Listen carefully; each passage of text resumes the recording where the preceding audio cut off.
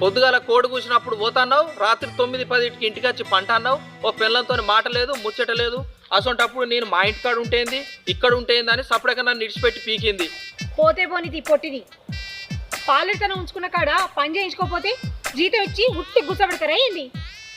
అయినా అవగారింటికి పోయింది కదా, అక్కడ పోయినాక ఏం కనకారం చేసి వచ్చినావు అని నాలుగు మాటలంటే అదే వెనక్కత్తి. ఏమత్తది పటేలవ్వ, మీకు పాలేరున్న వాళ్ళ పిల్లలు అందరూ ఇడిచిపెట్టి అవ్వగారింటికి పోతారు.